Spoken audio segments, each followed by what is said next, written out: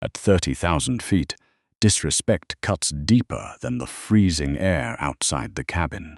When a sneering flight attendant publicly humiliated a quiet black veteran over the combat medal pinned to his jacket, she expected him to simply cower. She never anticipated the shocking revelation that would bring everyone to their feet. Rain lashed against the massive floor-to-ceiling windows of Chicago O'Hare's Terminal 3, blurring the glowing neon signs of the concourse into streaks of red and blue. It was a miserable Tuesday evening, the kind of weather that frayed nerves and turned airport boarding areas into pressure cookers of delayed, exhausted travelers. Sitting quietly near Gate K4 was Jerome Hayes. At 58 years old, Jerome possessed the kind of quiet, immovable posture that immediately signaled a military background. He was a retired United States Marine Corps gunnery sergeant, though you wouldn't necessarily know it from his attire. He wore a faded olive-green Carhartt jacket, well-worn denim jeans, and a pair of scuffed Timberland boots. The only immediate clue to his past was a small, perfectly polished lapel pin resting on his chest, the silver star, complete with a tiny combat V for valor. Jerome rubbed his left knee, feeling the familiar, grinding ache of bone and deteriorating cartilage.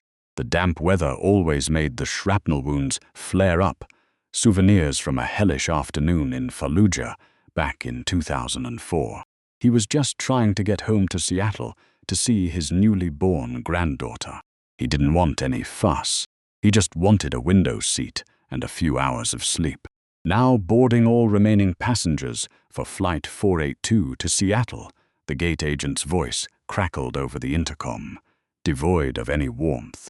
Jerome grabbed his olive-drab canvas duffel bag, hauling it onto his right shoulder to spare his injured left side. He joined the end of the line, keeping his head down, offering a polite nod to the frazzled mother, juggling a toddler in front of him. Stepping onto the Boeing 737-800, the sterile smell of recycled air and aviation fuel hit him.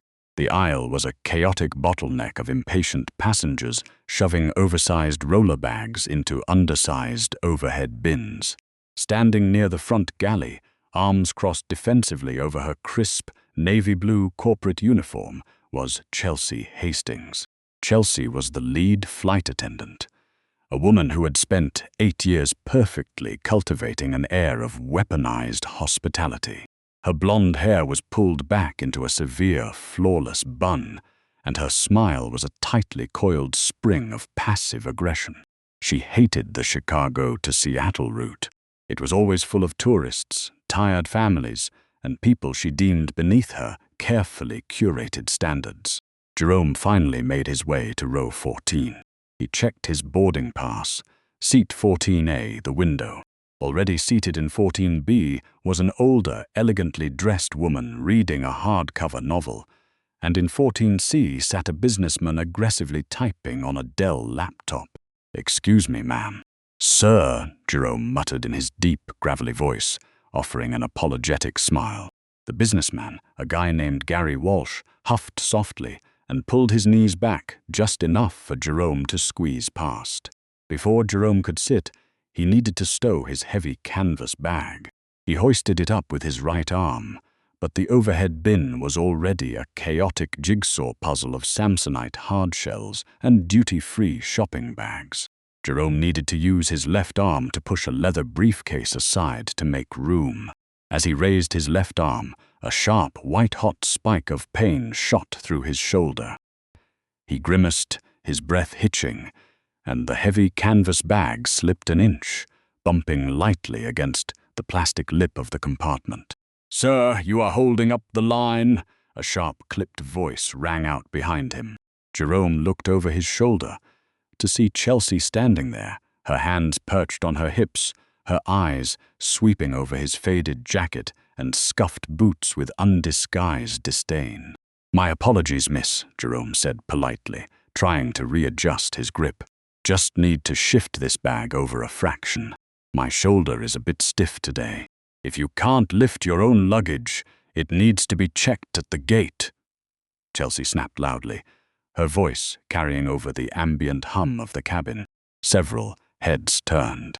"We are already 10 minutes behind schedule, and I am not delaying this flight because you overpacked a gym bag." "It's not overpacked. I just need 2 seconds," Jerome replied, his tone remaining remarkably calm, though his jaw tightened. Chelsea rolled her eyes and stepped forward, forcefully shoving her hands past Jerome's. She grabbed the canvas duffel and jammed it into the bin with unnecessary aggression. As she pulled her arm back, her manicured nails snagged slightly on the lapel of Jerome's jacket, right against the silver star pin. She paused, looking at the small piece of metal, her lip curled into a visible sneer. "You know, maybe if you didn't weigh your jacket down with cheap costume jewelry, you'd have a better range of motion," Chelsea remarked, her voice dripping with condescension. She didn't wait for a reply, simply slamming the overhead bin shut with a loud crack and marching back toward the front galley. Jerome stood frozen for a fraction of a second.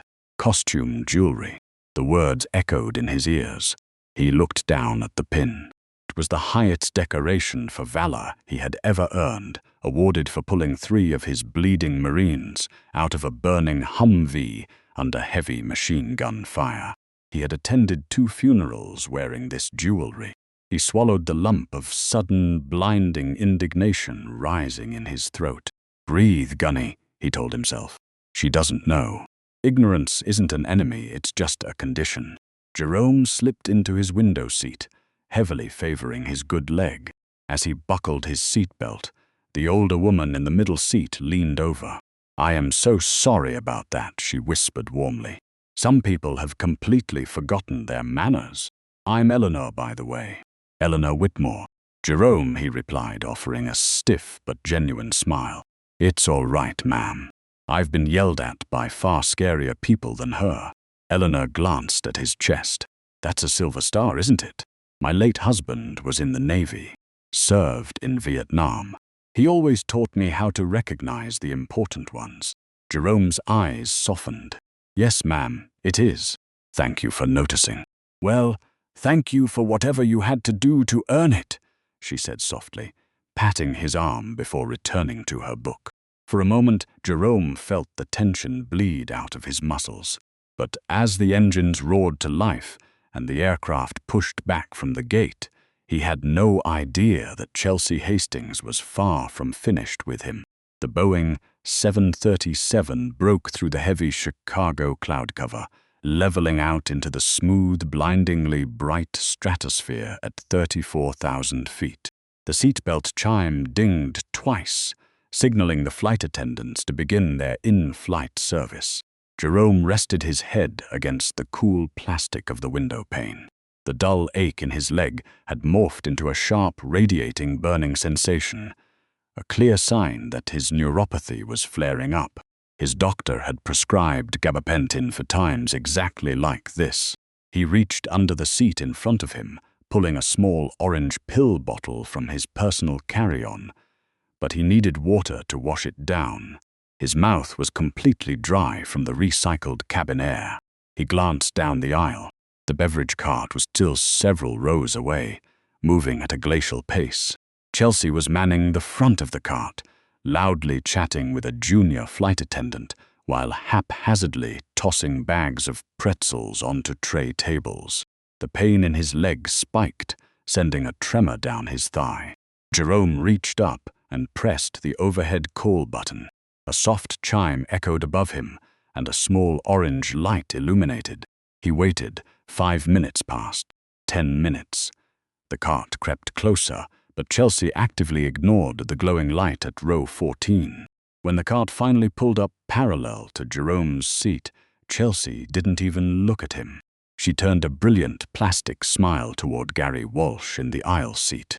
"What can I get for you, sir?" "Just a black coffee, thanks," Gary said, barely looking up from his laptop. Chelsea handed him the cup, then looked past Eleanor to Jerome. The smile vanished instantly, replaced by a look of sheer exhaustion. "And you? I assume you pushed the button because you couldn't wait 3 more minutes for me to walk 5 feet. Jerome held up the small plastic pill bottle. "I'm sorry to bother you, miss. I just needed a small cup of water to take my medication. I didn't mean to rush you." Chelsea sighed loudly, a dramatic, theatrical exhale designed to let everyone in the surrounding rows know she was being inconvenienced. She grabbed a plastic cup, scooped a singular ice cube into it, and splashed a tiny amount of water from a plastic Dasani bottle. She practically shoved it past Eleanor, spilling a few drops on the woman's book. "Here," Chelsea said sharply. "Thank you," Jerome said quietly. He popped the pill into his mouth and swallowed the water. As Chelsea prepared to push the cart to row 15, the junior flight attendant beside her whispered something indistinguishable. Chelsea let out a sharp, mocking laugh that cut through the low hum of the cabin. "Oh, please," Chelsea said loudly, making zero effort to lower her voice. "I deal with it every single day. People think they can just slap whatever they want on their coats and demand VIP treatment. It's pathetic." The junior flight attendant looked nervously at Jerome, realizing exactly who Chelsea was talking about. "Chelsea, shh, keep your voice down," she whispered frantically. "Why should I?" Chelsea countered, turning her body slightly so she was facing row 14. She looked directly at Jerome, her eyes locked onto the silver star. "It's incredibly disrespectful to actual soldiers.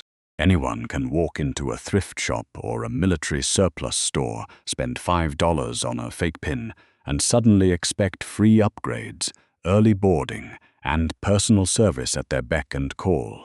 It's stolen valor, plain and simple." The cabin surrounding row 14 went dead silent. The clacking of Gary Walsh's keyboard stopped abruptly. Eleanor Whitmore lowered her hardcover novel, her jaw dropping in sheer horror. Jerome froze. The plastic cup in his hand crinkled under the sudden immense pressure of his grip. Thrift shop, fake pin. Instantly, the sterile walls of the aircraft dissolved. The smell of roasted coffee was violently replaced by the pungent, metallic stench of burning diesel and copper blood. Flashback, Fallujah, November 2004. The heat is suffocating, baking the dust into his lungs. The sound of AK-47 fire is a deafening, rhythmic roar echoing off the concrete walls of the narrow alleyway. The lead Humvee in their convoy has just taken a direct hit from an RPG. Black smoke is billowing into the merciless desert sky. Miller's trapped. Gunny, Miller is trapped in the back. Someone screams. Gunnery Sergeant Jerome Hayes doesn't think. He drops his rifle, sprints through the crossfire, the air snapping and hissing around his ears. He reaches the burning metal carcass of the vehicle. The door is jammed. He uses his bare hands to rip the scorching steel handle until his palms blister and bleed. He drags 20-year-old Lance Corporal Miller out by his tactical vest. The boy's leg is shattered. Jerome throws the kid over his shoulder just as a secondary explosion violently throws them both forward, driving a jagged piece of shrapnel deep into Jerome's own knee and shoulder. He crawls the remaining 20 yards to cover, dragging Miller the entire way. He leaves his own blood in a thick, dark trail in the sand. Jerome blinked, the memory fading as the harsh LED lights of the Boeing 737 snapped back into focus. His heart was hammering against his ribs. His hands were shaking, not from fear, but from a profound, agonizing rage. "Excuse me," Eleanor Whitmore said, her voice trembling with indignation as she glared up at the flight attendant. "How dare you speak to him that way? You have absolutely no idea what you are talking about." "Ma'am, I am going to have to ask you to lower your voice," Chelsea deflected smoothly, her tone switching back to a corporate authoritarian mode. "I am simply doing my job and maintaining order in my cabin. I won't tolerate disruptive behavior from passengers defending fraudulent behavior." "Fraudulent," Gary Walsh suddenly interjected from the aisle seat. He closed his Dell laptop with a loud snap. He looked at Chelsea, his eyebrows furrowed in utter disbelief. "Lady, are you out of your mind? You're harassing a guy who literally just asked for water for his medicine." Chelsea's hardened, an ugly flush creeping up her neck. She hated being challenged, especially publicly. She turned her full attention back to Jerome, who was sitting perfectly still, his dark eyes locked onto hers with an intensity that would have terrified a wiser person. "Sir," Chelsea demanded, her voice rising an octave to assert control, "your bag is protruding from under the seat. Pushing it back now, or I will write you up for a federal aviation violation and have law enforcement waiting for you at the gate in Seattle. Your little thrift store badge won't save you from a fine." Jerome didn't look down at his bag. He didn't move his legs. He just stared at her. The silence stretching between them was heavy, dangerous, and thick with unspoken history. The passengers in rows 12 through 16 were all craning their necks, watching the unbelievable scene unfold. "It's not a thrift store badge," Jerome said finally. His voice was low, incredibly steady, and carried a weight that seemed to vibrate through the floorboards of the plane. "And you will not disrespect the men who died for it while I am wearing it." Chelsea crossed her arms, a smug, triumphant smile playing on her lips. She had provoked him, and now in her mind she had the upper hand. "Are you threatening a flight crew member, sir?" she asked loudly, ensuring everyone heard her. "Because I will gladly march up to the cockpit right now and have Captain Mitchell ground this plane." Jerome slowly unbuckled his seatbelt. The metallic click echoed loudly in the tense silence. Jerome stood slowly. Despite the grinding bone-on-bone ache radiating from his shattered knee, he rose to his full height of 6'2". He did not raise his hands. He did not clench his fists. He simply stood with the terrifying, disciplined stillness of a man who had faced down actual monsters in the blood-soaked deserts of the Middle East. It was a posture forged in the crucible of war, projecting an aura of immense, quiet danger. Chelsea staggered back, her meticulously crafted corporate smirk evaporating into genuine, sudden panic. She had fully expected him to cower, to mumble a pathetic apology, or perhaps lose his temper and start shouting like a typical unruly passenger. The absolute zero-degree calm in his dark eyes unnerved her more profoundly than any screaming match ever could. "Stay right there," Chelsea yelled, her voice cracking as she fumbled frantically for the heavy plastic intercom handset mounted on the galley bulkhead. "I am calling the flight deck. This is a federal offense. You are threatening a flight crew member." Gary Walsh shoved his laptop onto his seat and stood up, partially blocking the aisle. "He didn't do anything, lady. You're the one escalating this. He just stood up. Sit down, sir, or you'll be arrested by federal marshals alongside him." She shrieked, her finger violently jabbing the emergency sequence on the keypad.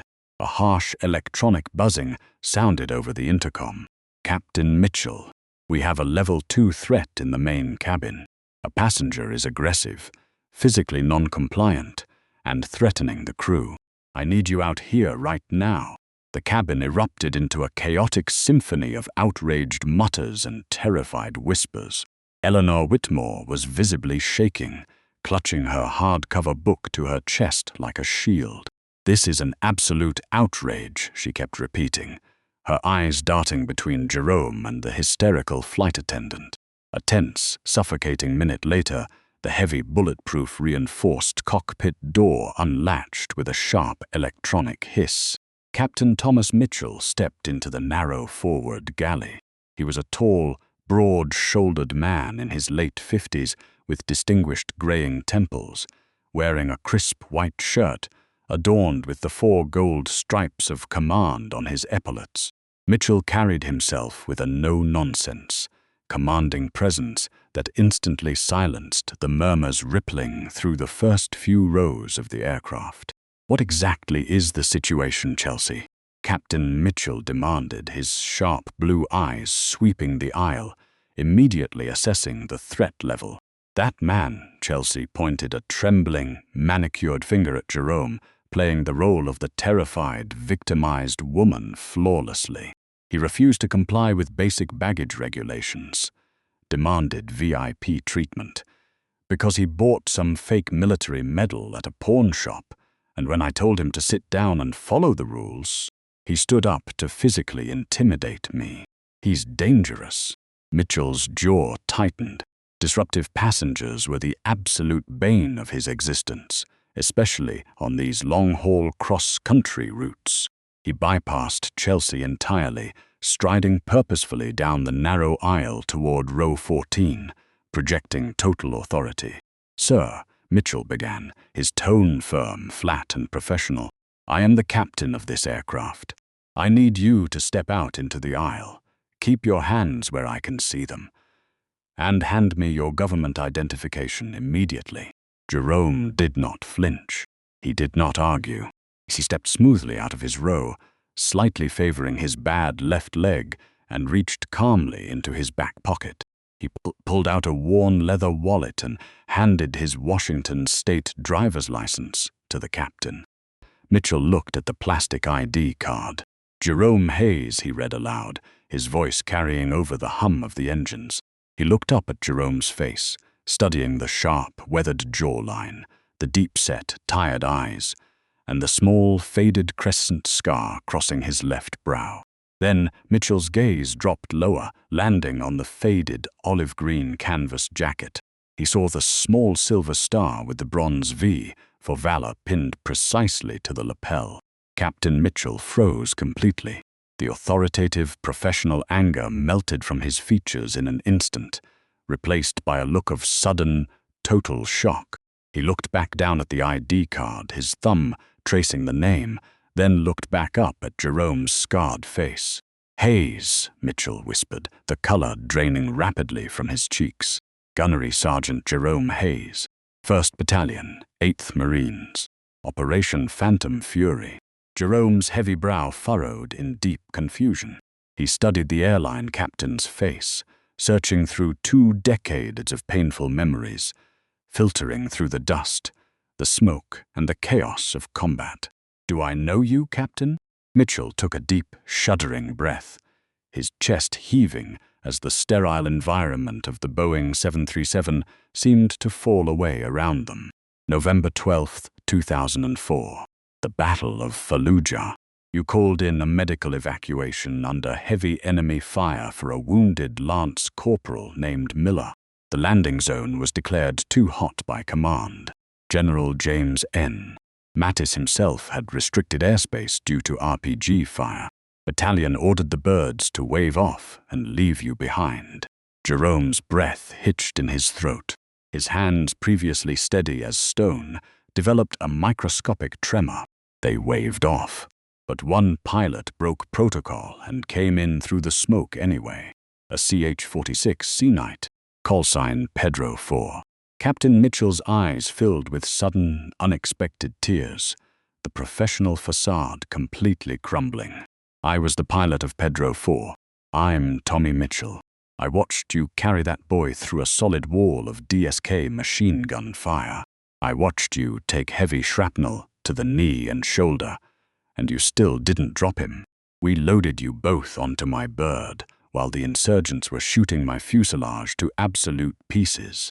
The silence inside the aircraft was absolute, profound, and heavy with the weight of history.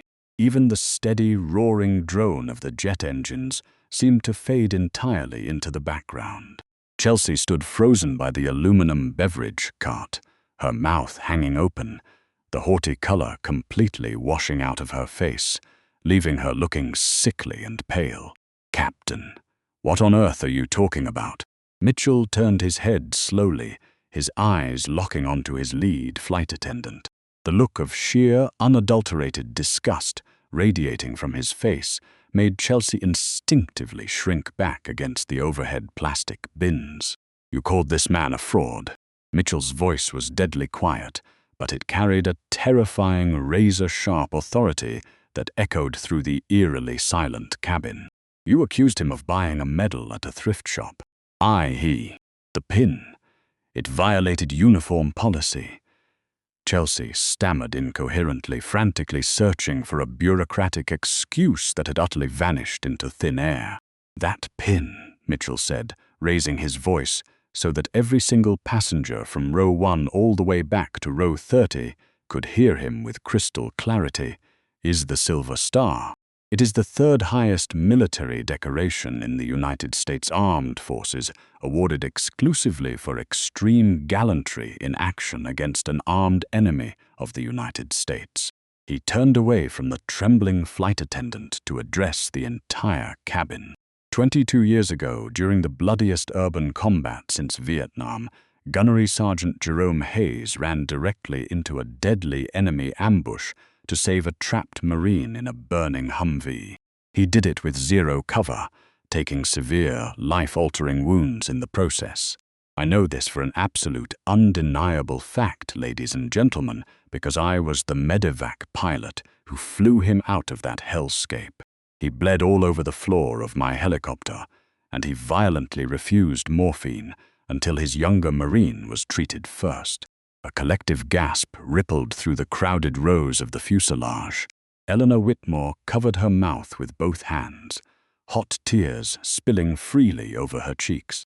Gary Walsh stared at Jerome with wide-eyed, undisguised awe, completely forgetting his important business emails.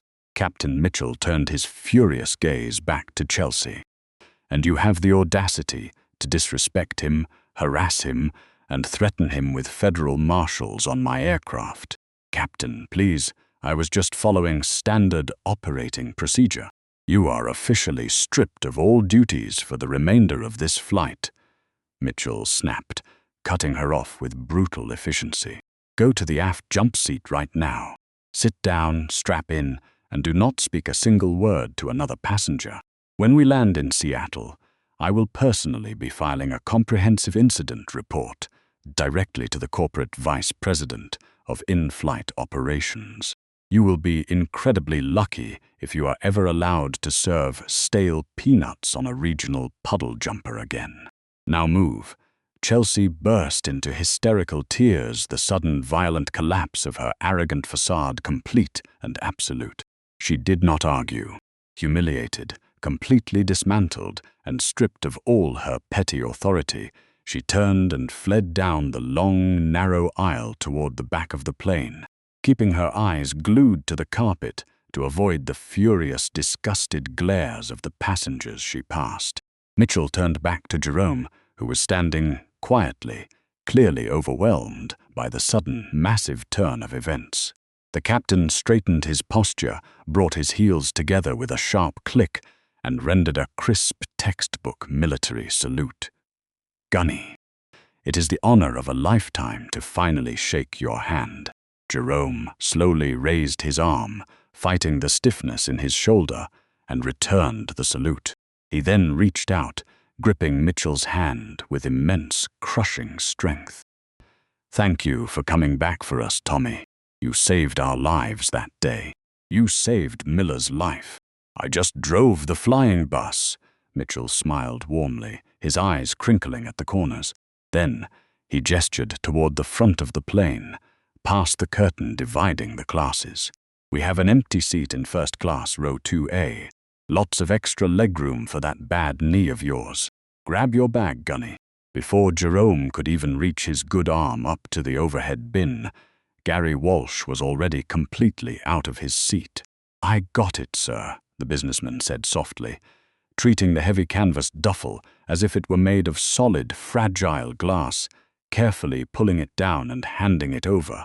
"Thank you, son," Jerome murmured, adjusting the strap over his good shoulder.